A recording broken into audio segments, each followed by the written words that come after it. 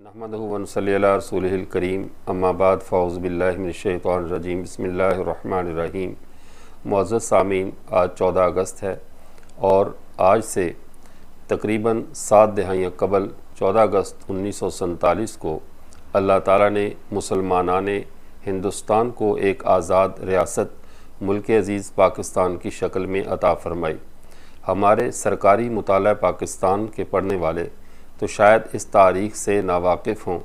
کہ اصل میں اس دیے کے جلنے سے پہلے یا اس طلوع صبح کا نظارہ دیکھنے کے لیے کتنی قومیں اور کتنے لوگ رزق خاک ہوئے۔ اب اس کو یوں سمجھ لیجئے کہ بر صغیر پاک و ہند میں جو آزادی کی تحریک چلی، اس سے پہلے چونکہ یہاں پہ باقاعدہ مسلمان کئی 100 سال تک مسلسل حکومت کر چکے تھے، اور پھر انگریز نے انتہائی شاطرانہ طریقے سے 1601 میں بر صغیر پاک و ہند میں اپنے قدم رکھے، اور انگریزی خانچہ فروشوں نے جو کہ ایک تاجر کے روپ میں آئے تھے، انہوں نے آہستہ آہستہ اپنی مکاری کے ساتھ پورے ہندوستان کے اوپر قبضہ کر لیا، مسلمانوں کی ریاست، مسلمانوں کی سلطنت کو تباہ کر دیا۔ انگریز ایک ایسی قوم ہے جن کے بارے میں خود انگریز مصنفین نے لکھا کہ یہ انگریز جب اپنے ملک سے باہر نکل جاتا ہے تو پھر یہ ایک اور انسان بن جاتا ہے، اور وہاں پر جا کر دوسرے ممالک میں یہ وہ جرائم سر انجام دیتے ہیں جن جرائم کا یہ اپنے ملکوں میں تصور بھی نہیں کر سکتے۔ انگریز جب اپنے ولایت سے انگلستان سے نکلا اور بر صغیر پاک و ہند میں آیا تو یہاں پر اس نے جرائم کی نئی داستانیں رقم کی۔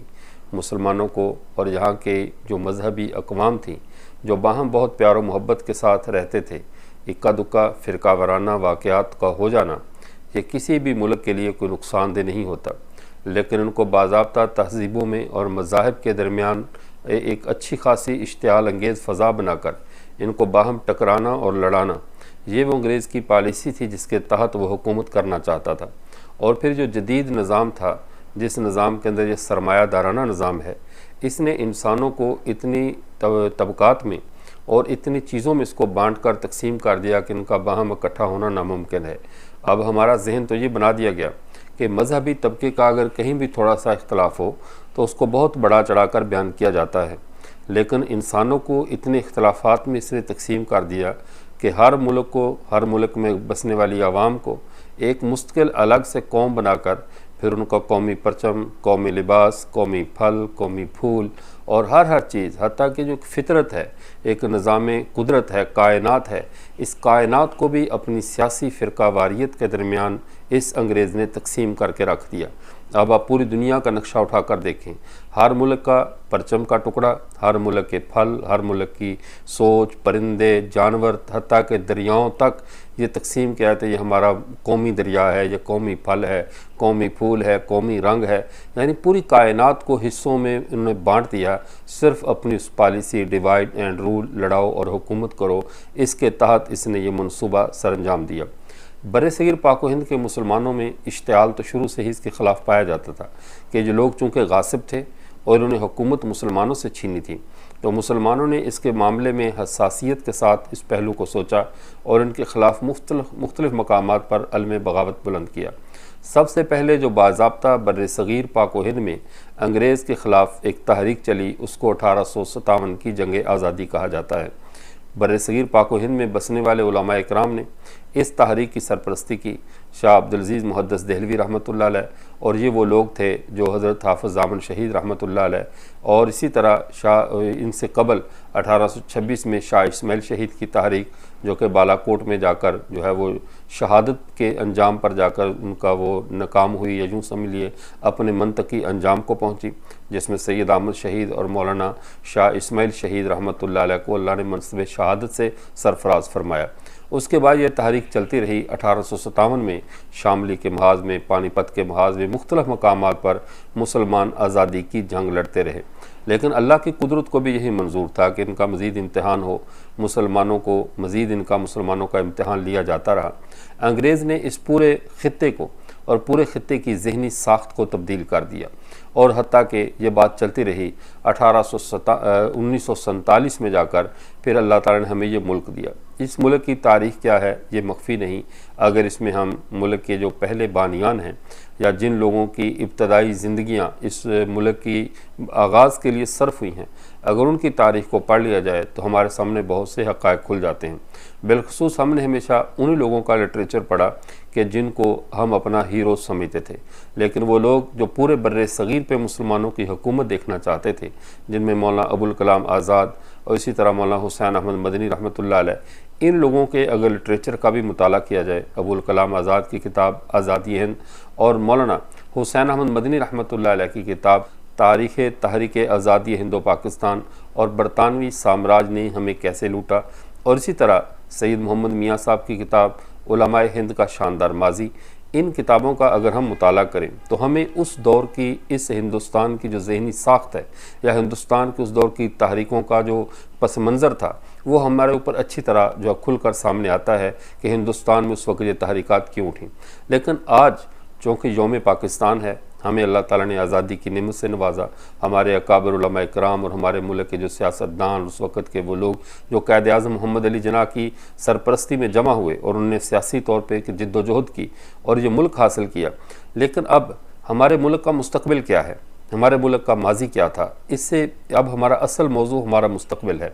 ہمارے ماضی میں اگر ہم اپنے اچھے بزرگوں کو گنوائیں تو کسی بھی قوم کے بزرگ چاہے جتنے بھی زیرک، نیک اور معاملہ فہم کیوں نہ ہوں، وہ ہمیشہ قوموں اور ملکوں کی اچھی تاریخ تو ہوتے ہیں، اچھا مستقبل نہیں ہوتے۔ اچھا مستقبل وہ نوجوان ہوتا ہے کسی بھی قوم کا کہ جس کے اخلاق، جس کی تربیت پر ملک کی اگلی زندگی کا انحصار ہوتا ہے۔ لیکن ہم اس وقت اپنے ملک عزیز کو دیکھ رہے ہیں کہ کسی بھی قوم کے نوجوانوں کا کسی بھی بات پر مشتعل ہونا، بات پر اشتعال میں آ جانا، ملک میں توڑ پھوڑ کرنا، یہ اس قوم، اس ملک کے مستقبل کی بد نصیبی کی علامت ہوتا ہے۔ اور بدقسمتی سے یعنی جس کو کہتے ہیں خاکم بدہن، اللہ نہ کرے ایسا ہو، لیکن جو ہمیں مستقبل قریب میں نظر آ رہا ہے، ہمارے ملک کے نوجوانوں کی تربیت سیاسی طور پہ اور بہت ساری مقامات پر فرقہ واریت اور لسانیت کے طور پہ اس حد تک اشتعال انگیز کر دی گئی ہے کہ اس میں فریق مخالف کی بات سننے، سمجھنے اور اس کو تحمل سے اس کے بارے میں غور و فکر کرنے کا مادہ ختم ہو چکا ہے۔ کسی قوم کا بحیثیت مجموعی اشتعال میں آ جانا کسی موقع پہ، کسی اہم بات پہ اور طوفان کی طرح اٹھنا، یہ کوئی معیوب چیز نہیں ہے۔ یہ کبھی کبھی قوموں کی زندگی میں ایسا آئے تو ایسا چل جاتا ہے، لیکن ہر وقت حالت اشتعال میں رہنا، جیسے ایک آئل ٹینکر کے ساتھ لکھا ہوتا ہے کہ فاصلہ رکھیں، اس میں یہ بہت جلدی آگ پکڑ لیتا ہے، یہ پیٹرول ہے۔ اس وقت پاکستان کا نوجوان وہ آئل ٹینکر بن چکا ہے کہ جس کے قریب تھوڑی سی بھی دیا سلائی سیاسی پہلو پہ لگا دی جائے، مذہبی پہلو پہ ہو، کسی بھی چیز کے ساتھ اس کو تھوڑی سی آتش دکھائی جائے، یہ بھگ سے اڑ جاتا ہے، یعنی ڈرائی ایکسپلوزیو خشک بارود کی طرح ہر وقت جلنے کو تیار ہے۔ اور جس قوم کے نوجوانوں کا ذہن اتنا تنگ ہو جائے کہ وہ فریق مخالف کی بات سننے، سیاسی طور پر یا مذہبی طور پر برداشت کرنے کا حوصلہ نہ رکھتے ہوں، ایسی قوم کا مستقبل یہ لوگ برباد کرتے ہیں کہ ان میں تعمیری صلاحیت ختم ہو جاتی ہے، ان کا دماغ تخریب کار بن جاتا ہے۔ اس وقت پاکستان کے نوجوان کا دماغ تخریب کار بن چکا ہے، یہ توڑ پھوڑ، گراؤ جلاؤ، اس طرح کی زندگی گزارنے کو اپنی یعنی اعلیٰ درجے کی سیاسی سوجھ بوجھ یا اعلیٰ درجے کی تربیت قرار دیتا ہے، حالانکہ یہ میرے ملک کی انتہا درجے کی بدقسمتی ہے۔ آج کے نوجوان کو، آج کے دماغ کو اور ذہانت کو ملک کے مستقبل کے بارے میں سوچنا چاہیے، اپنی تمام صلاحیتیں اپنی یعنی ملک کی برآمدات میں، ملک کی ترقی میں، ملک کی فلاح و بہبود میں اور بہتری کے لیے سوچنے کی بجائے ہمارا نوجوان صرف لڑائی کو سوچتا ہے، لڑائی کے مواقع ڈھونڈتا ہے، پھر سوشل میڈیا پر بیٹھ کر اپنے آپ کو ایک غازی کہلوانے کے لیے کہ میں بہت بڑا غازی ہوں، وہ بد زبانی کرتا ہے، جس میں پھر اس کی زبان سے نہ ملک کی عزت محفوظ رہتی ہے، نہ ملک کے ادارے محفوظ رہتے ہیں، نہ ملک کے علماء محفوظ رہتے ہیں۔ یعنی ہر معزز پگڑی کو اچھالنا وہ اپنی بہت بڑی مجاہدانہ زندگی سمجھتا ہے اور اپنے اس کو ایک عمدہ کردار سمجھتا ہے۔ کسی بھی قوم میں جب باہم تان و تشنی شروع ہو جائے، کسی بھی قوم میں جب باہم اعتماد کی فضا ختم ہو جائے تو وہ قوم زوال پذیر ہوتی ہے۔ اور یہ سب کچھ اس وقت نوشتہ دیوار ہمیں نظر آ رہا ہے۔ ملک کا اس وقت نہ کوئی صاحب دستار کی کسی کی دستار سلامت ہے، نہ کسی ادارے کی عزت و آبرو سلامت ہے، ہر چیز بازیچہ اطفال بنی ہوئی ہے۔ ہمارے مذہبی طبقے کو، جن کی بات کو لوگ سنتے ہیں، ان کو، ہمارے سیاستدانوں کو، ہمارے بیوروکریٹس کو، ہمارے ہر اس طبقے کو جس کی بات کو قوم قبول کرتی ہے، اس کے اوپر فوری طور پہ ہمارے اس 14 اگست کو یہ اس چیز کا عزم کرنا چاہیے اور ہمارے نوجوانوں پہ فکر کرنی چاہیے، چونکہ ہمارے بوڑھے ہمارا مستقبل نہیں ہیں، ہمارے بچے فی الحال ہمارا مستقبل نہیں ہیں، ہمارا آج کا نوجوان پاکستان کا مستقبل ہے۔ اس کے اندر سے اشتعال کا مادہ اور جل اٹھنے کا مادہ اور فوری بات پہ غصے میں آ کر ہنگامی کیفیت اختیار کرنے کا مادہ کم کر کے اس کو سنجیدگی کے ساتھ، تحمل کے ساتھ ملک و قوم کے لیے مفید فرد بنائیں، ورنہ یقین کیجئے آج ہم 14 اگست کا جشن مناتے ہیں، پھر ہمارا سوگ منانے والا بھی کوئی نہیں ملے گا اگر ہم نے اسی طرح اپنے نوجوانوں کو آوارہ کر کے ان کو مزید اشتعال دلا کر اپنے ملک کو اسی طرح ہم برباد کرواتے رہے۔ اللہ میرے وطن کو، میرے وطن کی عزت اور آبرو کو اور میرے ملک کے ہر جو فرد اور باشندے کو ہمیشہ سلامت اور عافیت کے ساتھ رکھے۔ وآخر دعوانا الحمدللہ رب العالمین۔